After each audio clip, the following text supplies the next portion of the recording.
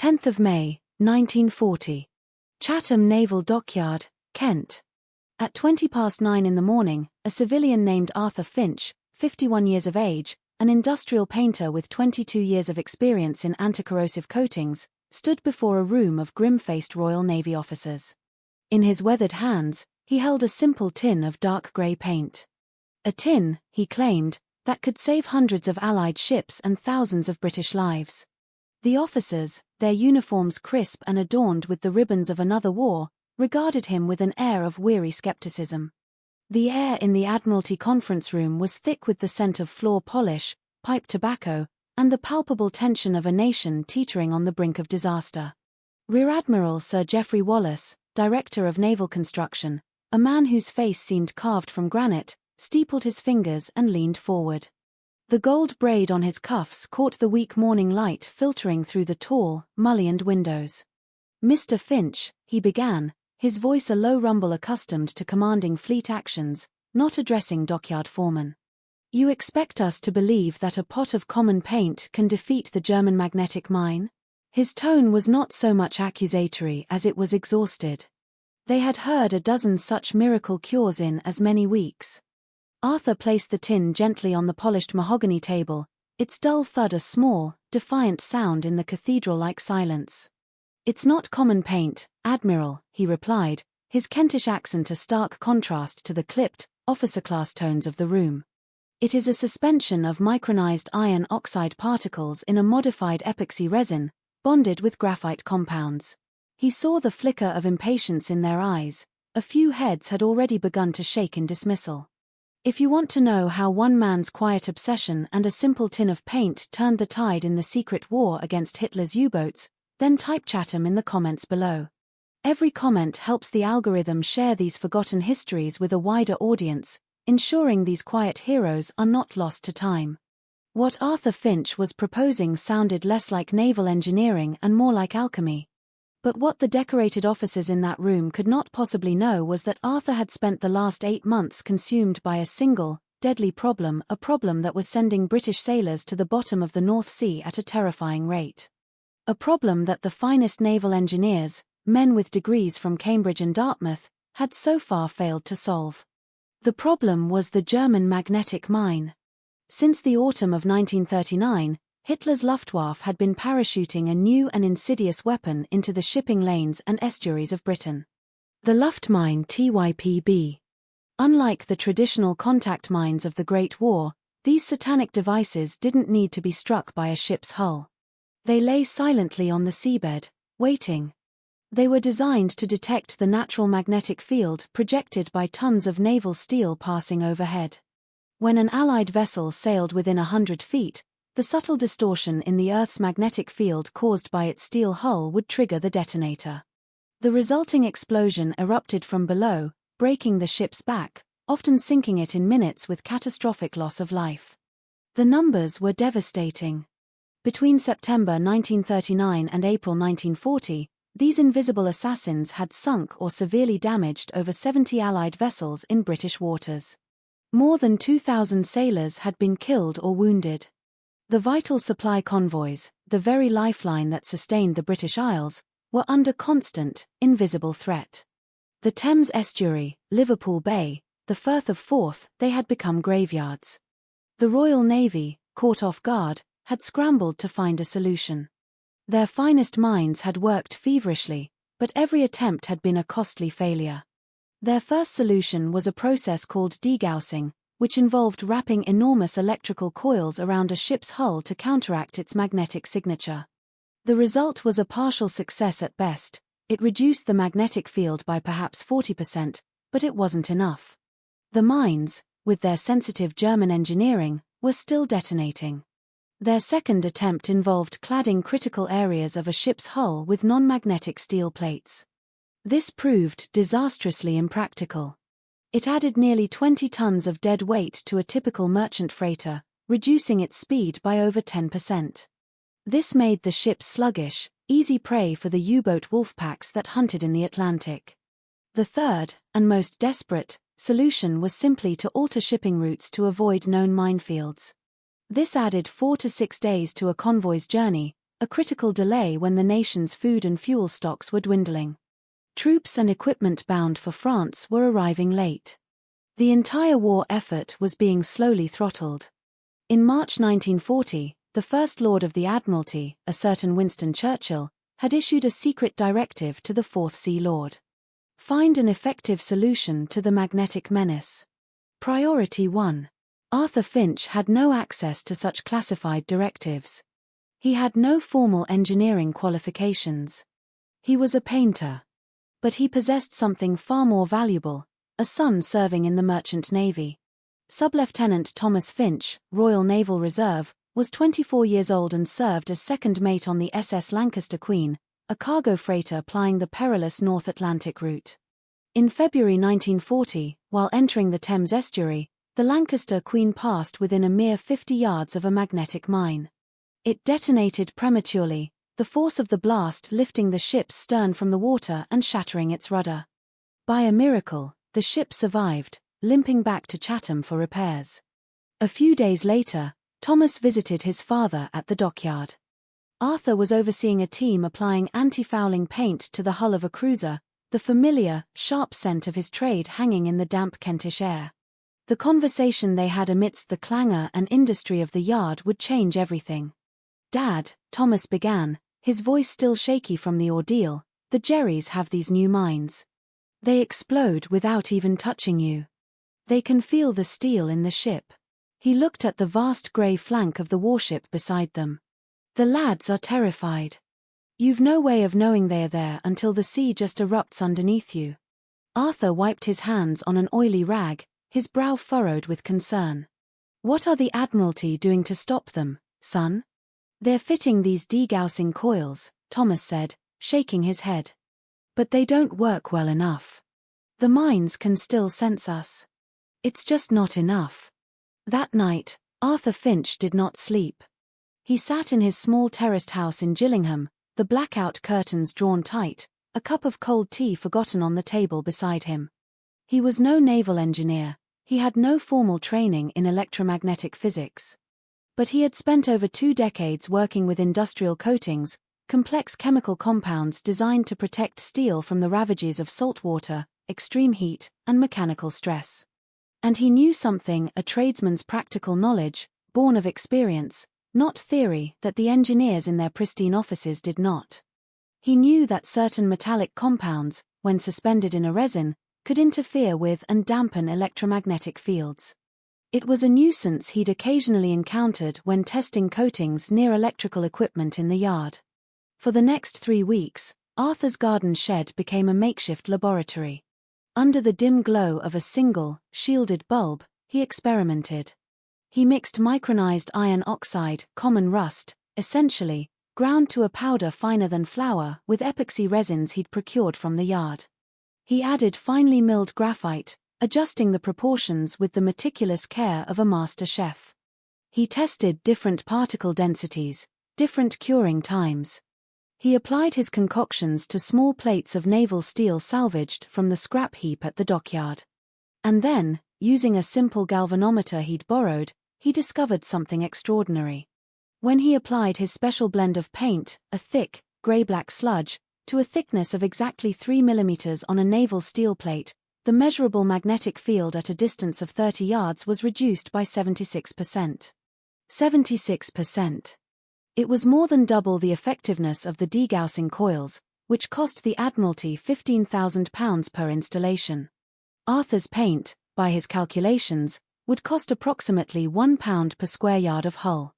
He typed up a 14-page report on his wife's old Remington. He didn't use academic jargon he didn't understand.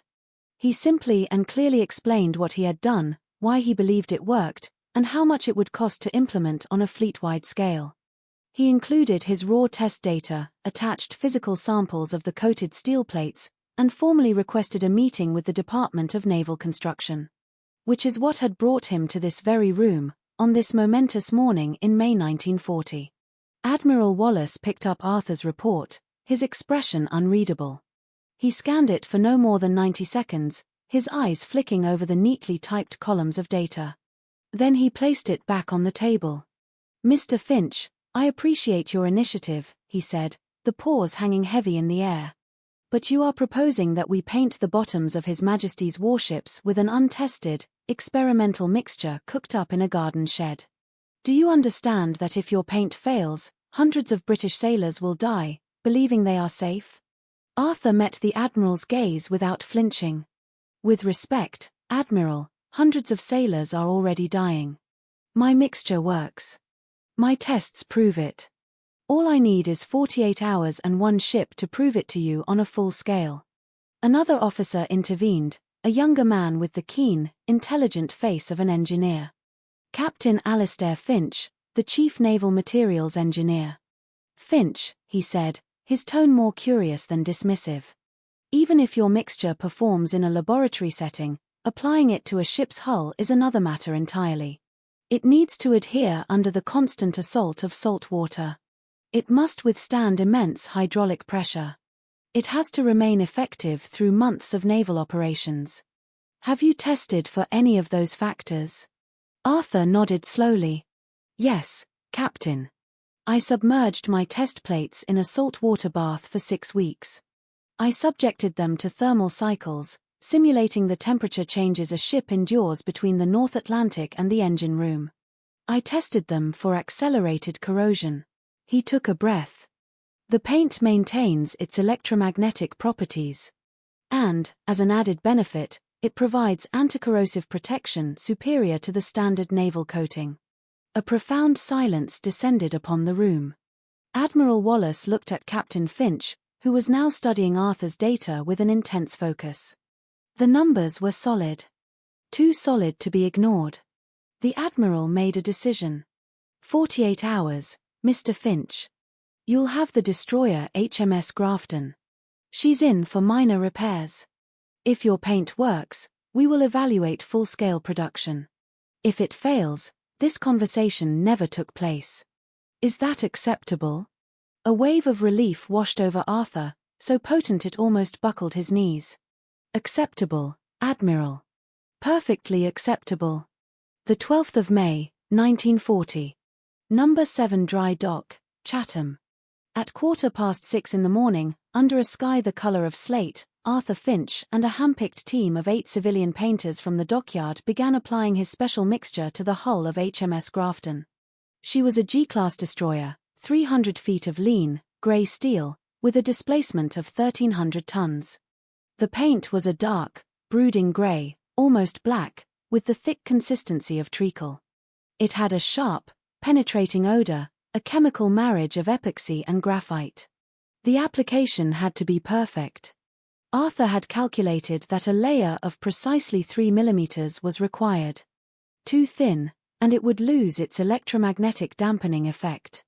Too thick, and it could crack under the thermal stress of operations. He supervised every square yard himself, checking the thickness with calipers, ensuring the coverage was uniform and absolute. There could be no holidays, no missed patches. A single uncoated spot could emit enough of a magnetic signature to trigger a German mine. The work was relentless. The team grafted for 31 hours straight, pausing only for mugs of strong, sweet tea and stale sandwiches brought by the Women's Voluntary Service. No one slept. Arthur, least of all. His son, Thomas, was out on the Atlantic at this very moment, a pawn in this deadly, invisible game. Every minute counted. At 1:20 in the afternoon on the 13th of May, the final section of the hull received its finishing coat. Arthur stepped back, his body aching with fatigue, and looked at his work. The HMS Grafton sat in the dry dock, her hull a flat, matte, non-reflective grey. She looked like a ghost ship. Now came the test. The 14th of May, 1940. The Thames estuary, off the Nore sandbank. At 10:05 in the morning, HMS Grafton sailed towards a designated test area where the Navy had laid 6 captured German magnetic mines. Their explosive charges had been removed, but their sensitive triggering mechanisms had been modified with electronic sensors to register a successful kill without actually detonating. Arthur stood on the bridge, his knuckles white as he gripped the railing. Admiral Wallace was there too, along with a dozen naval engineers and the Grafton's skipper, Commander William Blackwood. The test plan was brutally simple. The Grafton would sail directly over each mine at a distance of less than 75 feet, well inside the standard 100-foot detonation range. If Arthur's paint worked, the mines would fail to detect the ship's magnetic field. If it failed, the sensors would light up, and everyone on the bridge would know that in a real-world scenario, they would all now be dead. Commander Blackwood gave the order. Ahead slow, helmsman. Steer course for target Alpha. The destroyer moved forward, cutting cleanly through the choppy, grey water. The sky was overcast, the visibility perfect.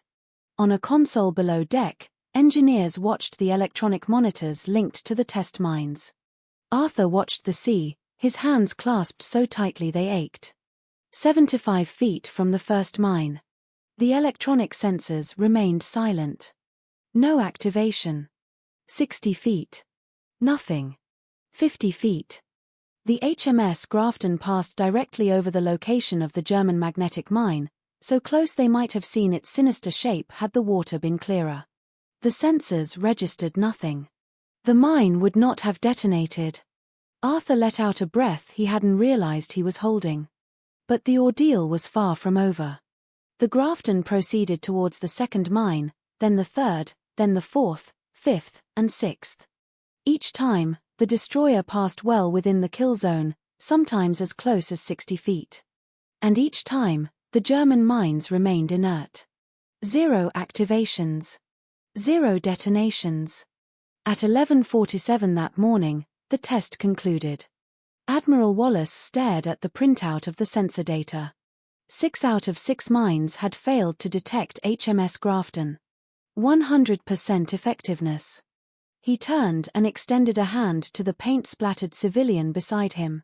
"Mr. Finch," he said, his voice imbued with a respect that had been absent 2 days earlier. "You have just saved British lives."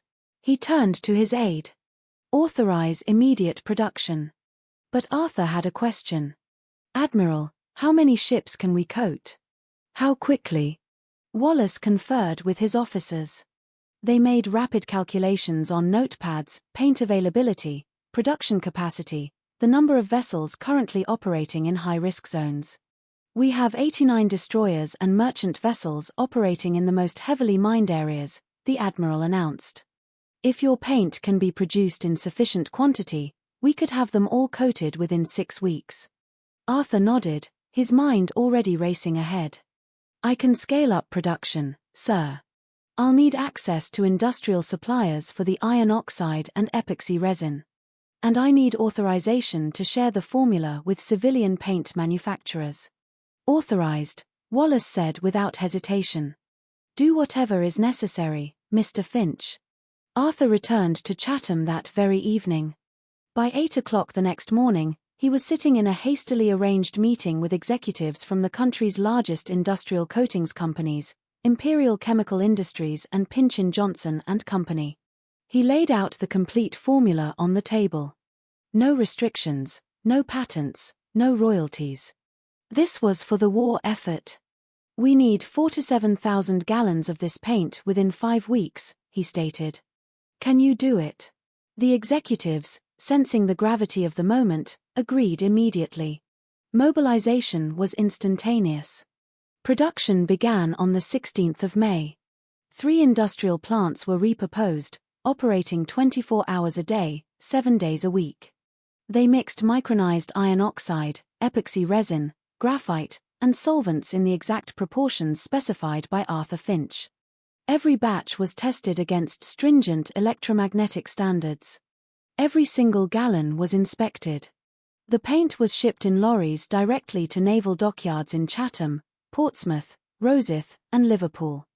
Teams of civilian painters worked in 12-hour shifts, coating the hulls of Allied ships, destroyers, freighters, Liberty ships, even some of our own submarines operating near German minefields.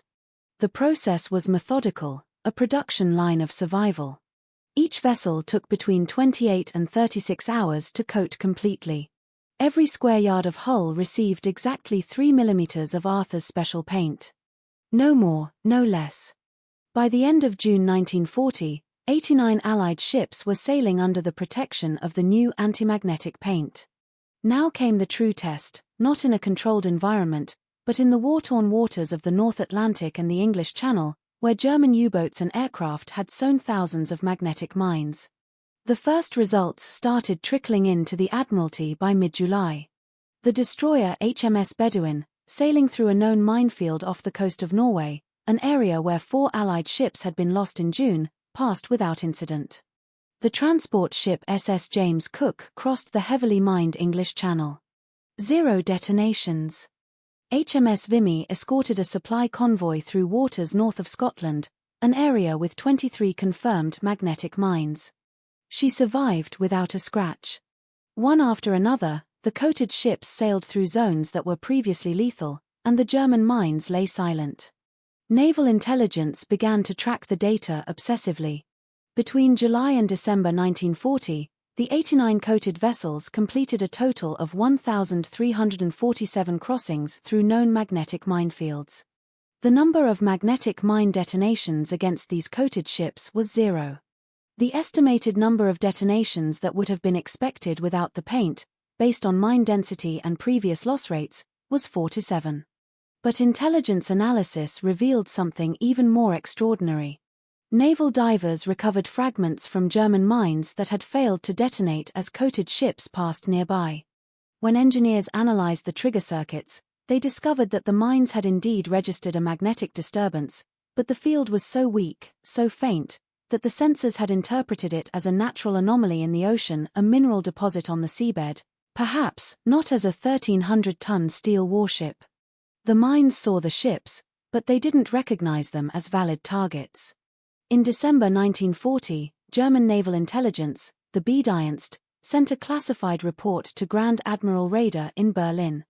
The report noted an inexplicable and sudden failure rate of their LMB magnetic mines against Allied shipping in the North Sea and Atlantic.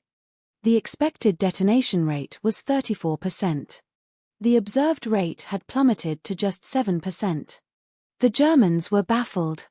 They assumed a manufacturing defect in the mines themselves and ordered modifications to the magnetic sensors, increasing their sensitivity. But the changes made no difference, because the problem wasn't their mines. The problem was that the Allied ships were now sailing as magnetic ghosts. In March 1941, the Royal Navy expanded the anti-magnetic paint program. By then, Arthur Finch had refined the formula. It now required only a 2.5 mm layer for the same effectiveness, reducing costs by 18% and application time by 22%. An additional 327 Allied vessels received the coating.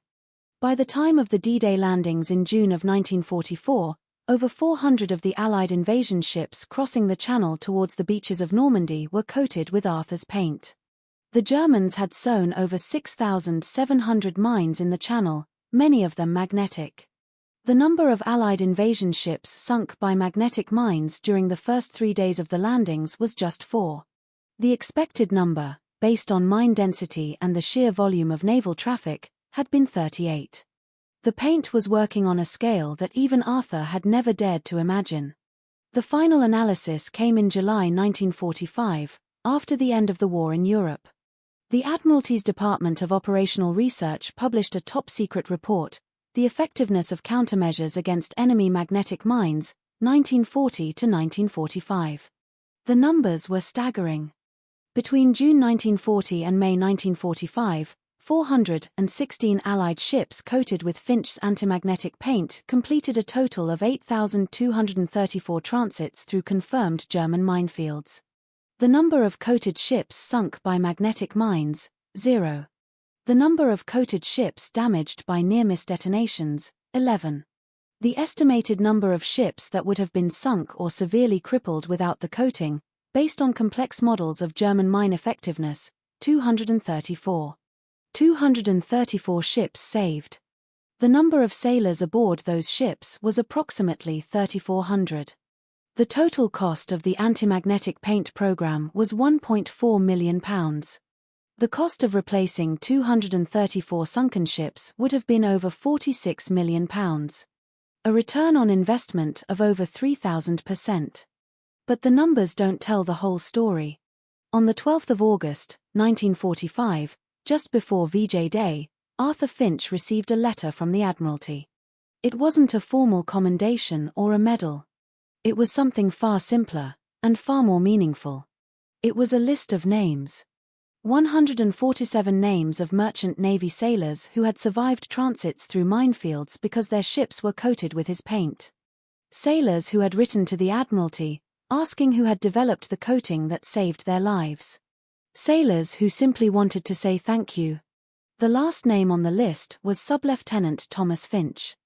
Arthur's son had served on the SS Lancaster Queen throughout the war, completing 23 Atlantic crossings. His ship was coated with his father's paint in July 1940. It sailed through 6 confirmed minefields. It survived every time. Arthur kept that list of names in the top drawer of his desk at his home in Gillingham. He never showed it to anyone. He never spoke publicly about the anti-magnetic paint program, which remained classified until 1958. Arthur Finch returned to his job as a foreman painter at Chatham Dockyard. He supervised painting crews. He applied anti-corrosive coatings. He worked until his retirement in 1961 and passed away peacefully in 1967 at the age of 75.